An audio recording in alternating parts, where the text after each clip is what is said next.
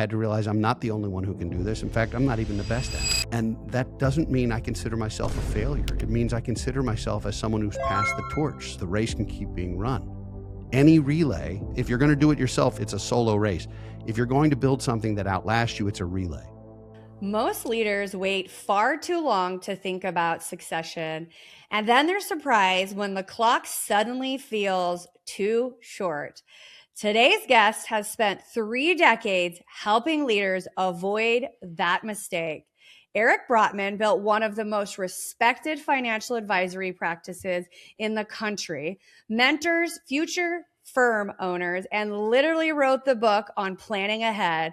But what he teaches isn't just about exit planning. It's about building organizations that outlast their founders.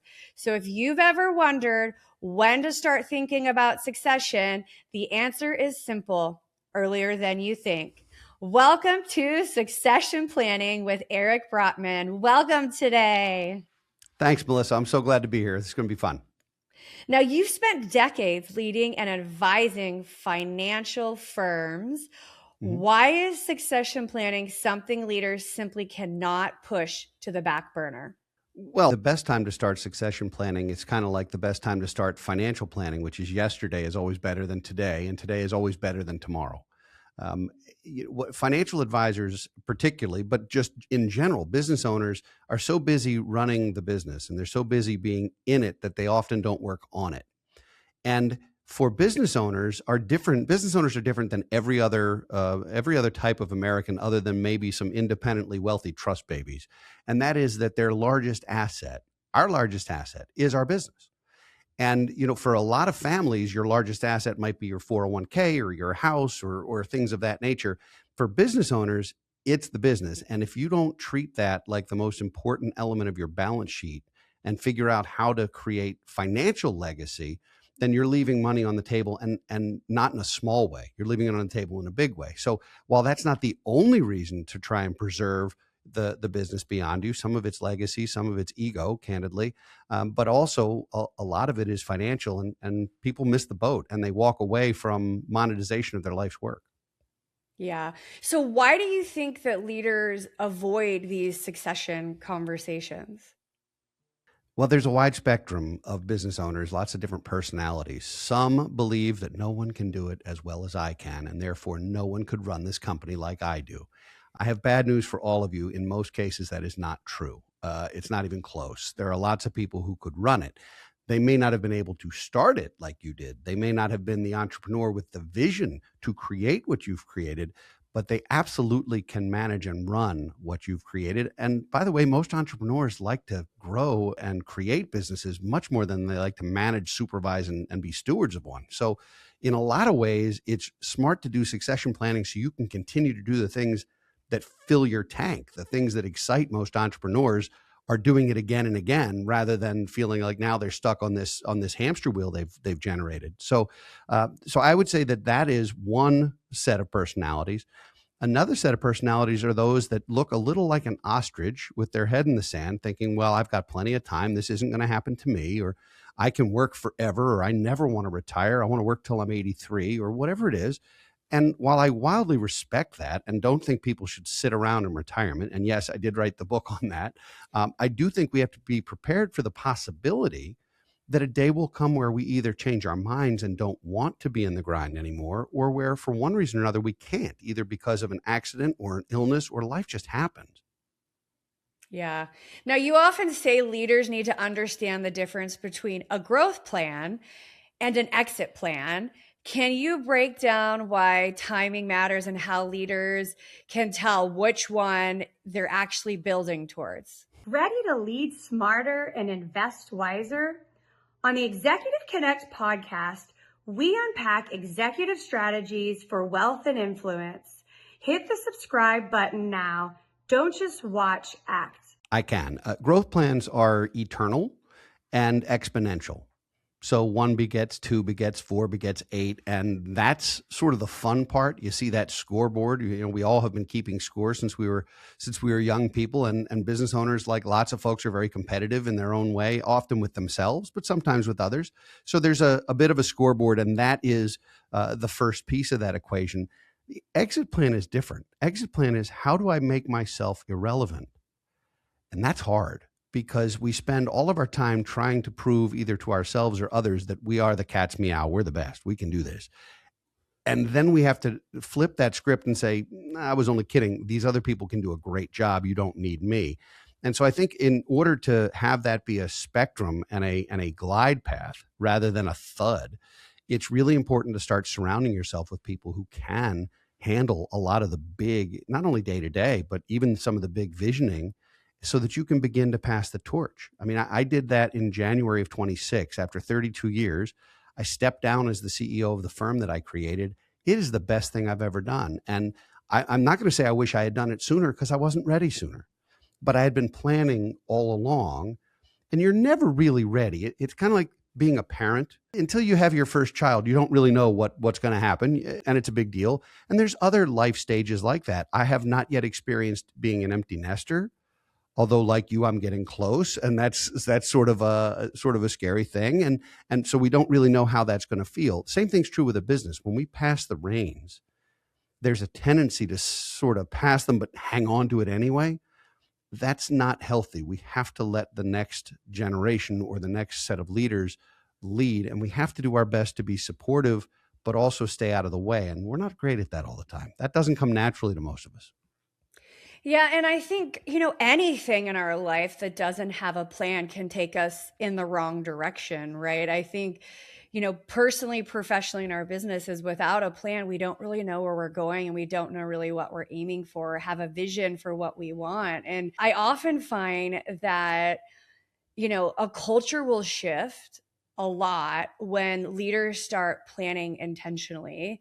I feel like when people feel like, okay, I'm next in line, I feel like it's like a light switch. Something switches for them, and something switches for the person that's stepping out. Like you were just saying for yourself, I think there's a certain level of understanding that happens when a leader can be honest and transparent, versus just saying, well, I think at some point when I get to this age or this amount of money or whatever they're calling it, then they start thinking about it, and kind of it's too late then. So you ask a very powerful question. If you were on the outside today, would you buy your firm? Would you join it? And do you even have potential successors internally who are willing and ready? Walk us through that and how leaders should evaluate that honestly. We have to be honest with ourselves at every stage, and we have to look at our business with objective eyes, which is hard to do, which is why some people will hire a coach or a consultant, or even do a financial analysis with a third party to say, what is the company really worth? Not because you want to sell it necessarily, but because you want to understand it. What is the value? And you start looking at some of the financials, whether it's EBITDA, whether it's the profit margins, whether it's the growth track that it's on, the clientele. I mean, in our business, it's really important to have clients who are younger, because older clients tend to spend their wealth, whereas younger clients tend to be growing their wealth. So even someone paying you the same amount of revenue is not the same client. But at any rate, to me, it is a way to figure out, if I was looking to buy companies, and we've now done 3 transactions as buyers, would I buy mine? And the short answer is yes, all day long. And anyone in their right mind who looked at it objectively would. That's one of the key elements of this process. Now, it also makes it harder to sell emotionally, because you don't always want to sell an asset that you know is growing and worth holding. So you may not want to part with it. You don't sell the watermelon on the vine until it's fully grown, because you're selling it per pound. So you have to think about it, but selling it gradually and finding those internal buyers becomes incredibly important, rather than a switch that gets flipped, Melissa. And you rather than saying, today I'm a business owner, tomorrow I'm independently wealthy, have a new tax problem, and I'm looking for things to do. That's not really a great plan, as opposed to, I am landing this plane. Here's my glide path. I'm going to sell some portion of the company internally over the period of 5 years, 10 years, 30 years. I started selling stock in our company when I was in my late 30s. People thought I was nuts. They really did. They said, what are you doing? It's not ready for sale. And I recognized that I had some incredible humans on this bus, and that if they didn't get a bite of the apple and an ability to participate and an ability to own some of the equity, the best people would leave. And so I instead, love that. yeah. I love that. I think there's a lot of companies now that are doing this. And I would say some of those companies, to your point, are some of the best run, best culture companies. Cause like you said, they have a bite of the action and it's their company. They spend differently, the company's money, they show up differently. I would say that they don't have this 8 to 5 mentality where, they're keeping track of a clock and really trying to maximize what they're getting from the company versus showing up every day, giving all that they can to the company. And so I love that you understood that really young. And so for those that don't understand what clicked for you, what signals show successors that they are truly ready and that they have some people internally that are ready to step up to that plate? Having a plan for succession includes having a path to equity for internal folks. So literally having a written plan to equity, these are the expectations of someone who would be considered for equity. It's never guaranteed, but who would we consider? Maybe it's a certain amount of tenure or a certain amount of success, depending on what role they're in, or there's various things. Plus, honesty and integrity is a non-negotiable, and other types of things, being a part of the team, taking on leadership opportunities. There's lots of different ways to both qualify and quantify who would make a good equity holder. There also, to your point, you asked a little bit ago, how do you know if you have people internally who are willing to do that? They not only have to have the financial gumption, they also have to have the grit and the nerve for that kind of risk, because equity is never given. Equity is sold and bought. It can be bought potentially at a discount. It can be self-financed. There's lots of different ways to help your younger people get on that bus, but it's never given. Equity that's given is not appreciated in the same way as if you've bought it. And for those of us who started a company like I did, bootstrapping, borrowing from everywhere, and being over our skis going, I hope this works, because if not, I'm living under a bridge. For those of us who started that way, it's not that we want to make it difficult for our successors, but they've got to have skin in the game. There has to be alignment. So do they have the financial wherewithal or the risk tolerance to handle that? Are they willing to step up to the plate and become leaders? As you mentioned, it's not supposed to be an 8 to 5. There are stockholders in our firm who work in a totally new way ever since they've been stockholders. There's others who don't. And I think some of that's human also. But being a stockholder in our firm, that's not a job. That's an investment. Your job is your day job. It's what you do. It's your role within the organization. And maybe that's plural. Maybe it's lots of roles. Being a stockholder is not a job. It's an investment, and it is just like any other investment you make. Is it a good investment for you and your family and your own wealth? And in our case, I can say undoubtedly the answer is yes. People would buy all of my stock tomorrow if I let them. And that kind of enthusiasm is exciting. It also is good for me to know that there is an appetite. We now have 9 stockholders here in a company with 25 people. So that's a pretty significant percentage of folks who are in those quarterly shareholder meetings and talking about profit margin and talking about expenditures and looking at, I know I call it the B word, the budget. I don't like to use that at home, but at work, it's okay. And so talking about those things and looking at who are the team leads, how are we going to hire, when are we going to hire, how are we incenting our non-owner employees to also feel like part of the success. We put in a profit sharing plan, and I don't mean the qualified plan where there's profit sharing. I mean a true profit sharing where if we hit our target, we hit our multiples, that we are able to then share with the non-owner employees as well. And that creates insane alignment. People are excited. And to do it right and to share the success of the organization rather than milking every dollar you can out of it, which I beg business owners not to do. Don't treat it like your personal ATM. Don't squeeze it until there's nothing left in the tube. Because if you do it right and if you generate enterprise value, instead of taking home taxable ordinary income, you can build long-term capital gains by selling the stock. And your tax bill thanks you. It is a not only legal, but reasonable and thoughtful thing to do. And if you can reduce the tax burden on yourself by 1/3, why would you not consider doing that while also helping make sure that your legacy is complete, that the company will outlive you? I love that, because I think that's the key too, is legacy. We're all kind of pulling towards something or some kind of goal or some kind of end game. And so when I think about legacy, it's not just about our kids. It's about what we're leaving for the world, what we've built, what we're contributing. So talk to me a little bit, like as someone who's always had a mentor in all the things that I've done in my life, I feel like I was able to jump a lot of steps that other people either didn't or didn't understand. And so we've talked a little bit about these wealth codes. What role does mentorship play in, when we talk about succession planning, or like you were mentioning, the people that are, that work for the company but don't have ownership in the company? Money Ripples is on a mission to help professionals just like you get their money working harder for you. Their clients free up an average of $35,000 their very first year without having to work extra hours. To show you how, they've put together a powerful training called Cash Flow Secrets, and the listeners of the Executive Connect podcast can get it completely free. Just visit moneyripples.com/secrets and enter the promo code EXEC. Mentorship's extremely important, and it's not the only important element. I believe in having a lot of stakeholders and having a lot of people involved, and have grown to believe this more over time. I had a wonderful mentor early in my career who helped shape me as a professional. I spent 3-4 years with someone who I watched do things the right way and have incredible success.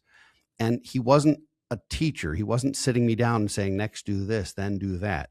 He just allowed me to watch and to learn and to experience. And it was invaluable. I would not be where I am today without that relationship. There are other relationships, though, that have also mattered. I had an executive coach for many, many years, and that coaching was incredibly successful. It kept me accountable to someone. I believe that every organization, ours specifically, but every organization should have multiple stakeholder groups. We have 3 stakeholder groups that I am a firm believer in, that I think every business should have at the very least, the minimum. One of them is an executive dialogue group. They're called masterminds, where you're in a group, usually locally, with 8 to 10 people who are in similar stages of their careers, but in different industries, where you can help each other, learn from each other, grow together. I started a group like that in 1995 that met monthly for better than a decade. We were a young professionals group. We're no longer young, but we're still professionals. And now we just get together for dinner every quarter and have a good time because we've sort of outgrown some of that. But for our young people here, I encourage them, get an executive dialogue group, have that. I also think it's important for professionals to have study groups. Study groups are people who are in the same business that you are, ideally not locally, so that you're not feeling direct competition with them necessarily, but you can talk shop in a very, very profound way and learn from each other because they're making some of the same kinds of decisions that you're making. They're going through something aligned with you. You can learn from each other and grow together. I think that's important. And then I believe in advisory boards. We started an advisory board in 2008, primarily with clients, but also with some centers of influence, that has continued to this day to be an incredibly valuable source of information and transparency. We told clients, we want you to participate in this. We'd like you to come to a meeting once or twice a year. And we're not serving dinner so you can tell us how great we are. We want to know what we can do better, and you're not going to hurt my feelings. And we give them permission to say, this is terrific, but this is not, and let's try and fix something. The advisory board has now spawned multiple focus groups that have helped us make decisions, because we can't be good at everything, Melissa. We wanted to hire, I'll give you a perfect example. We wanted to hire a marketing firm. We had never had an outside marketing firm before. We had already tried to do it ourselves with moderate success years ago. And we had to write an RFP to send out to marketing firms. I didn't know the first thing to put in that. If I knew that, I could have done it myself. So we brought members of our board together and some outside folks who understood the marketing world. We created an RFP. We sent it out to local firms here. We got back a number of bids, and then we let our focus group decide which group we were going to hire. And the group that they chose was not the group I was leaning towards. And the group they chose was absolutely incredible, did a great job. I listened to our advisory board, because if you don't, they're wasting their time and you're wasting yours. And it helped create a really good marketing machine for us that has been good for the firm and helped us grow for many years. So I didn't know the first thing about that. And that's true of so many things. Leverage the talent you have in the room of people who care about the outcome and want you to succeed. They will tell you what you want to hear if you give them permission.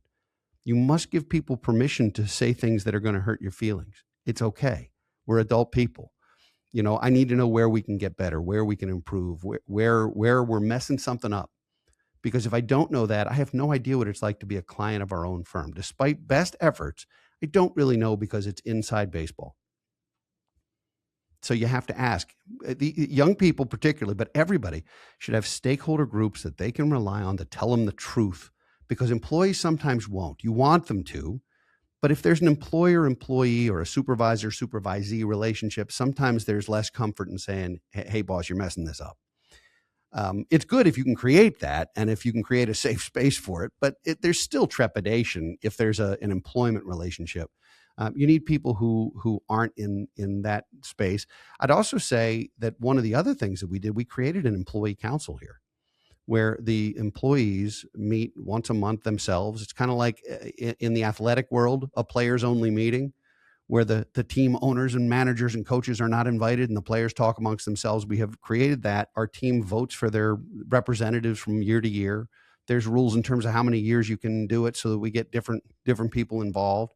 And twice a month, when we do our executive meetings, the employee council comes in and says, here's what's going on. And it gives us a pulse of the firm. It allows them to talk in a very anonymous way amongst themselves and come up with, here's some things we could do better. They're not afraid to make suggestions if their name isn't on it. And so it becomes a really valuable piece to say, the pulse of the firm is really good. Some of the employees are concerned about X, or they're really enthusiastic about Y. Can we do more of that? That's so valuable because they're not going to tell us. Even if we ask, we're not going to get the unfiltered answers unless we use some kind of organizational team to do it. Yeah. No, and I think you're right. I think the 360, understanding we're all just humans. We have strengths, we have weaknesses, but I often find if we don't know what our weaknesses are, we can't true up with putting somebody in place to help us with our weaknesses. And so I love, those mastermind discussions and getting people that you can bounce ideas off, or if you have, things that you're up against, not just professionally, but personally. I've never navigated this situation, or I have aging parents, right. Or I have just having another ear sometimes helps us solve our own problems. Just being able to communicate it, then we kind of come up with, oh yeah, right, I understand this. So I love that. And I absolutely agree with everything you said. So once a firm has their future leaders organized, lined up, how does it know that it's actually ready for this kind of growth? And then you mentioned bandwidth for new clients, pass for G2 and G3, and scalable technology. Talk us a little bit through that.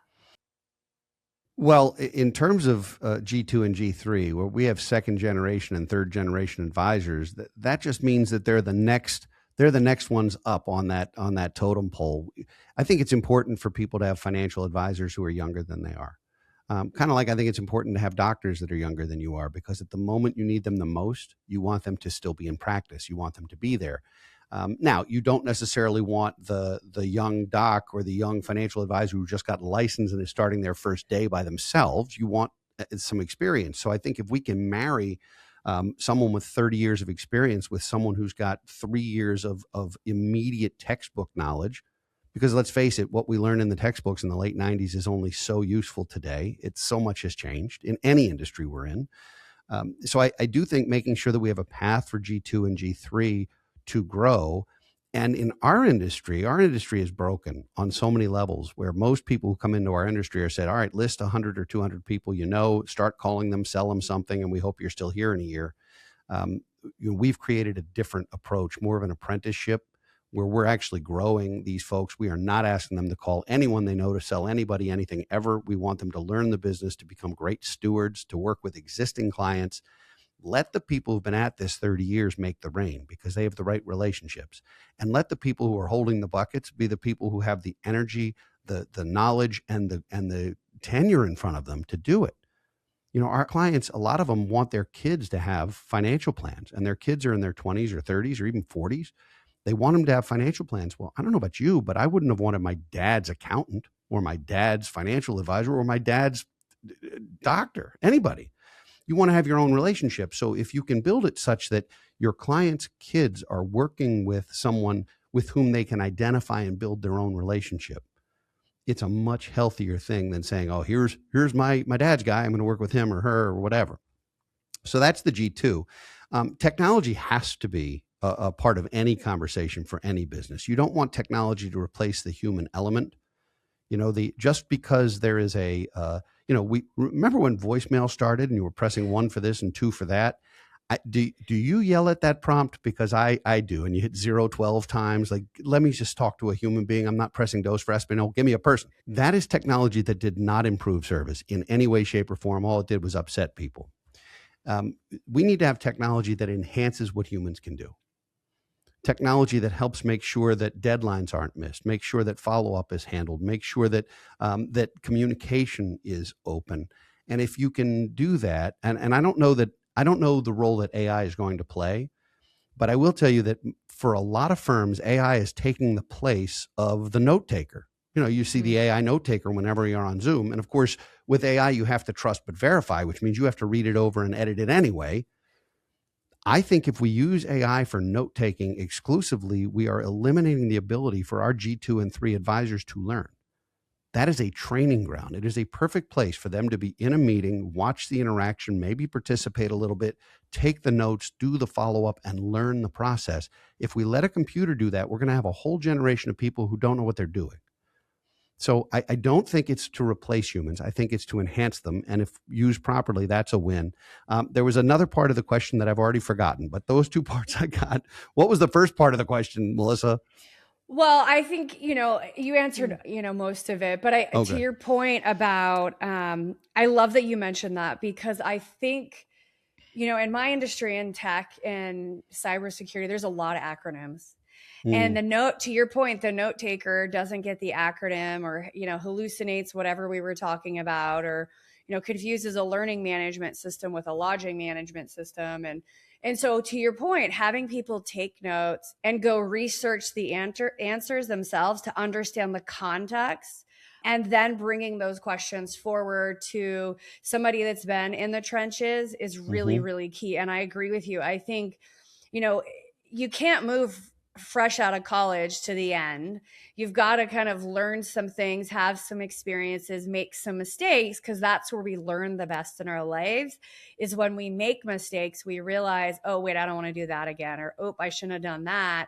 And we augment ourselves to kind of move into what is right and what does fit for us. And to your point about our parents, I agree with you, because if we are using our parents' doctors and their financial advisors, they might be retired. They might not vibe with us. We might not see the world like they do. And we might not want to buy, the investments that they were brought up and they know the most about. We might want to look at, newer investments, newer technologies, and not that I'm a proponent for anything, cryptocurrency or anything, but that wasn't around when my parents were, investing their money. They were investing in very different than we were. There's very different technology investments that I invest in that they would never invest in. And so I absolutely agree with all of that. And so I believe, really, to what you're saying, technology absolutely is either going to help organizations realize quickly their succession readiness, or they're going to get a lot of,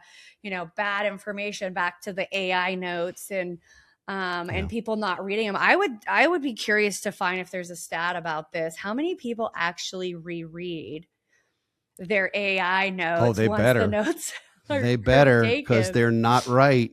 And context is important.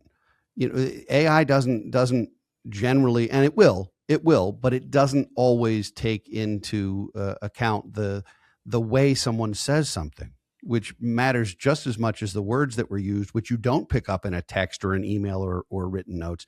One of the things you asked is when does an organization know that they're ready for the succession plan to start? And the short answer is you really don't. You really don't. I needed to be ready personally for the next chapter in my adult life. I saw when I turned 50, I looked at it kind of like the 50-yard line. I said, all right, this is the turn. I'm in the back nine now, any way you want to slice it. Not to be morbid, but if your productive working years and forgive me if you're on the periphery and you're productive and working, but if they're from 20 to 80, 50 is your midpoint. If you live to be 100, 50 is your midpoint. This is the second half. I want it to be at least as good, if not better, than the first half. What do I need to do personally, professionally, financially, relationally, emotionally, spiritually, whatever it is, and start to really think about taking stock in my own existence, not just my business, but my, in a very thoughtful way. And what I realized was that the things that I was doing a lot of things that I was very good at, but didn't enjoy as much. The joy factor was lost. If you do the same thing over and over and over and over again, there tends to be some malaise that can fall in, or you're missing things because you're rushing through it, or you're just trying to check it off and be done with it. I wanted to create a way to determine what I should be doing. And so I created something I'm referring to as the Joy Revenue Blueprint. And really, it's a way to identify the things that we love to do and the things we don't, and to determine the things that make us financially or otherwise more successful and the things that don't. And then what to do with that once we figure out what it is. How do we spend most of our time doing the things that make us more successful and happy at the same time? Because I'm now at a stage in my life, I'm sure you're there too, where if it doesn't bring me joy, if it doesn't make me happy, if it's not fun, I'm not doing it. Amen to that. I've walked away from jobs, relationships, things, lots of things, board seats, because there just was no joy. It was every time I sat in the room, I was like, oh, do I have to be here? Yep. And so joy is a measure of how happy we are in our life. If everything is a bear and we're exhausted and burnt out and strung out, we probably don't have enough joy in our life. And there are going to be stressful days. There are going to be days where we're tired. But if all of them are like that, we're probably not aligned. And I love what you mentioned about, succession planning. I don't think there was any job or any role or anything I've ever done in my life that I was ready for. None of it was I ever fully ready for. You just take the leap and you figure it out as you go. And if that means switching fields or switching careers, maybe you have to put in 12-hour days until you learn about this space that you're in. Maybe you have to do, and find an apprenticeship or find a mentor or, do more reps. But I don't think, back to the kids, when I had my first child, I don't think I was ready for it, but I figured it out. You're never ready for it. You're and I'm never like, ready for it. Yeah. There's no manual for all of this. And then, Correct. My kids are at a place on both ends of their ages where now they're giving me advice about my life. And I kind of what you were saying at the beginning, having different ages, I get some advice from my children that were so spot on, and just listening to what they were saying about, my kids are about the work-life balance. I don't think I came up in a world where there was such thing as the work-life balance. It was a lot of hustle. But I do see my kids being able to call the shots when they're too tired quickly versus how I was at their age. I was just, full force, full octane go. And so I think there is, to your point, there is so much we have generationally, what is it, 5 generations in the workforce. There's so much each generation, has to teach each other. And so for those leaders who want to start succession planning and they know they need to, what are the first practical steps? And then kind of the second side of that, what is the pitfalls that get firms in trouble as well? So what's the first step and what's the pitfalls? This episode is brought to you by Summit Ventures. If you're an accredited investor, Summit gives you access to one of the greatest tax advantage opportunities, direct ownership in oil and gas. Their projects deliver what they call the triple play: cash flow, equity growth, and powerful tax benefits. And here's the best part. These investments qualify for 1031 exchanges. That means you can roll gains from real estate into energy while deferring capital gains. To learn more and get a free white paper, Oil and Gas Demystified, just visit www.summitven.com/executive connect. The first step, like any journey, is to figure out where you are. Remember the big kiosk at the mall that had the sticker that said "You are here," and you had to figure out what floor you needed to go to and whether you were going toward Nordstrom's or Macy's back in the day. It's important to be honest with yourself and take a true appraisal of where are you and where is your team. Do you have potentially the right people already in your four walls, in your space, in your ecosystem? If the answer is yes, then the first step is to begin having some really candid conversations with them, with he, she, or them, whatever it is, the number of people, and saying, is this something you would want to do if we can figure out a way to make it feasible? That doesn't mean you're promising them anything, and it certainly doesn't mean you're giving them something. But if you find out that they say, I don't want anything to do with that, it's better to know than not to know. And sometimes instinctively, you've got a terrific worker bee who is not going to be the next entrepreneur there. And that's okay. And you need lots of those people. That's not to disparage. It's just to say that some people want that risk and some don't. So once you've been honest with yourself and you have the "You are here" sticker, then you have to envision where you want to go. Like any journey, I know this sounds overly simple, but let's keep it that way. This doesn't have to be, this isn't calculus. This is arithmetic. This is drawing a straight line. You're going to start where you are in any journey, but in the succession journey, be honest with where you are. Do you have the right people? Do you have the right infrastructure? Would you buy your firm if you were looking to sell? And then what do you want to be when you grow up? And I don't mean what do you want to do? I mean, what do you want to be? Because to walk away from the leadership position in a business, particularly if you're the founder, if you created the business, is a little like watching your kid go off to college, or at least I imagine that's what it's going to be like. You're sort of leaving that nest. It's the psychology of it, the emotional side of it is real. And so beginning with that really matters. Understand, what is it going to feel like? And what are you going to do? It takes 2 years, and this isn't just for business owners. It takes at least 2 years to plan to retire. And I don't mean retirement planning like how much you're putting in your 401k. I mean figuring out what you're going to do with a huge chunk of your life that isn't daytime TV and shuffleboard. It means finding value. It means making sure your LinkedIn profile never says Eric Brotman, retired. Because at that point, it might as well have a date of death on it. No one's going to say, I got to know that guy. He's got something going on. He has nothing going on. So once you've done the "You are here" and you've figured out sort of what you want it to look like, then you need to begin constructing that bridge, that path. What's internal? What's external? Maybe it means hiring a consultant to walk you through some of it. Maybe it means hiring a coach to make sure you're ready for it. Maybe it means that the next person you hire isn't necessarily somebody green, but is somebody who's got 15 years of experience who you could see potentially taking over your organization, and you start to groom that person for the next stage of his or her career, which is actually what I did. We actually hired somebody with an incredible level of experience who's an amazing advisor, and she was with us 8 years, and now she's our CEO, and she's going to do a better job than I ever could have, because what it took from a startup and bootstrapping to get to $1 billion firm is something I was prepared for. Getting us from 1 to 2 or 4 or 5 is a different skill set, a different level of management, a different level of organization, a different structure. And she's going to be better at it than I am. And so identifying that person, being real honest with myself and saying, now I get to spend time. I'm not retired. I never want to retire. I love this.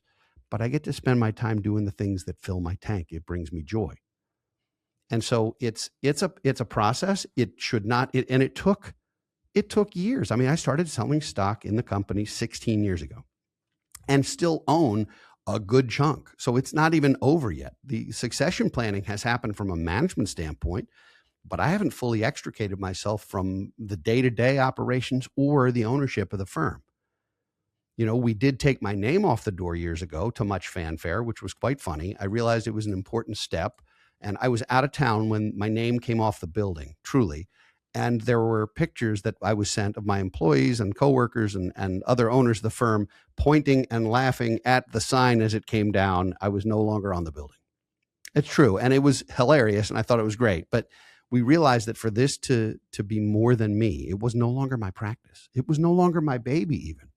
This was a shared system. And so I had to let go of anything that was uncomfortable ego. I had to realize I'm not the only one who can do this. In fact, I'm not even the best at it. And that doesn't mean I consider myself a failure. It means I consider myself as someone who's passed the torch so that the race can keep being run. Any relay, if you're going to do it yourself, it's a solo race. If you're going to build something that outlasts you, it's a relay. So how do you hand the baton to somebody who's going to run faster and be healthier and younger and ready to rock in a way that you maybe aren't at that point because you've already done X number of miles? And that's the way I view it. Yeah. I love that. I think there's so much nuggets of wisdom we talked about today for our listeners. I want to thank you for being here to share your time and your knowledge. Two kind of closing questions. Any final thoughts that you want to leave with the listeners, and then share a little bit about what is the best way to connect with you and learn more about the good work you're doing? That sounds great. Thank you. First of all, the parting shot here is don't wait. Don't wait. Start immediately. This won't get easier next Thursday or next May or in 2031. It will not get easier. It will not get better. It is better right now while it's fresh. While Melissa's words are ringing in your ears, now's the time to sit down and start. Don't wait. In terms of how to reach me, there are two primary different ways to do that. One is for our financial planning firm and our wealth management firm. It's bfgfa.com. That's for BFG Financial Advisors. And my consulting practice is brotmanconsultinggroup.com. I kept my name on that one, at least for now. brotmanconsultinggroup.com. And we work primarily with financial advisors who are trying to figure out their succession plans, their executive plans, their M&A, and how to monetize their life's work. So that's the group that I do consulting with personally. But in terms of the financial side, we've got an amazing team and would love to help as many of you as possible. That's great. Thank you so much for being here today, Eric. That's the Executive Connect podcast.